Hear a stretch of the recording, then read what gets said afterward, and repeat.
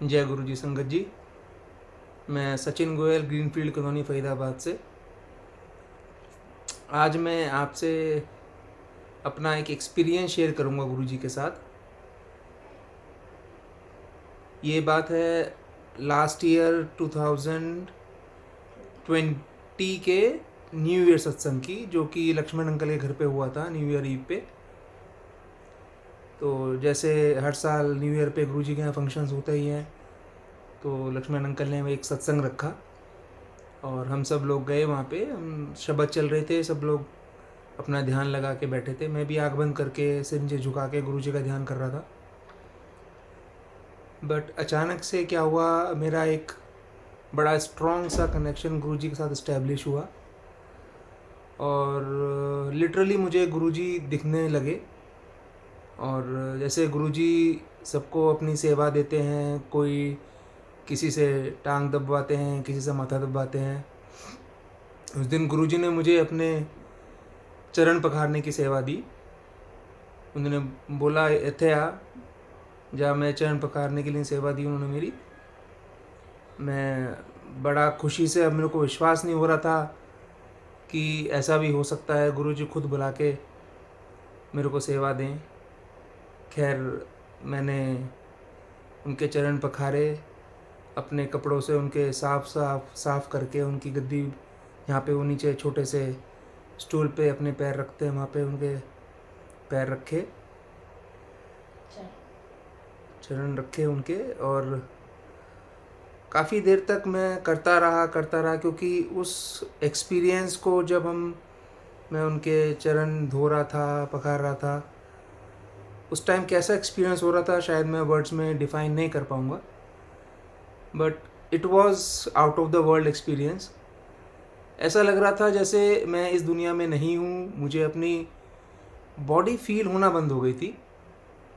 Literally मेरे को अपने हाथ पैर हिला के ये फील करना पड़ा कि येस आई एम हियर।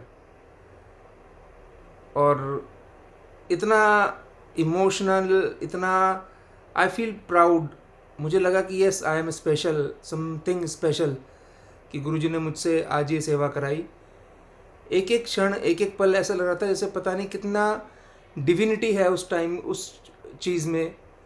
मतलब उस एक्सपीरियंस को जिसके साथ होता है वही उस एक्सपीरियंस को समझ पाएगा, और उसको वर्ड्स में डिफाइन करना I think it's next to impossible. सब काम किए गुरुजी ने। उन दिनों गुरुजी ने मेरी चाय बंद कर रखी थी। तो गुरुजी ने मुझसे पूछा कि तुसी चाय प्रसाद नहीं लिखता।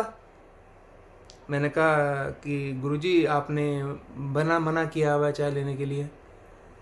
तो कहते ओ, मैं तो भूल ही गया सी, चल ठीक है उत्थे बैठ जा।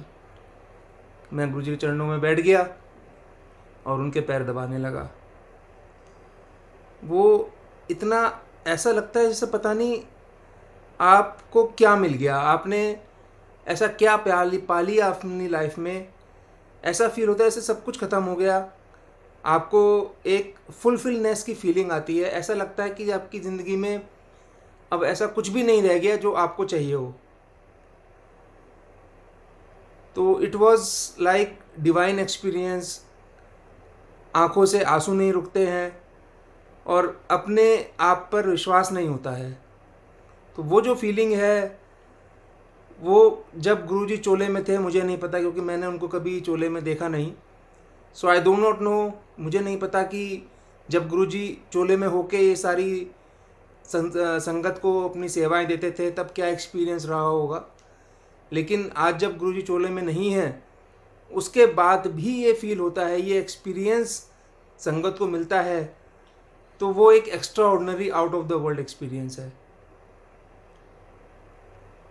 खैर, जब सारी चीज़ें हो गई, काफ़ी टाइम वो सब कनेक्शन मेरा स्टैब्लिश रहा। मुझे लगभग 45 मिनट्स के आसपास वो सब चलता रहा। मैं कभी गुरुजी के पैर दबा रहा हूँ, कभी वो चरण पखार रहा हूँ, कभी उनके पास में बैठा हूँ। गुरुजी हंस रहे हैं, मुस्कुरा रहे हैं, ऐसा लग रहा था वो मेरे पास में बिल्कुल मेरे सामने बैठे हैं। ऐसा लग ही नहीं रहा था कि गुरुजी चोले में नहीं है। तो वो एक बड़ा अच्छा एक्सपीरियंस था।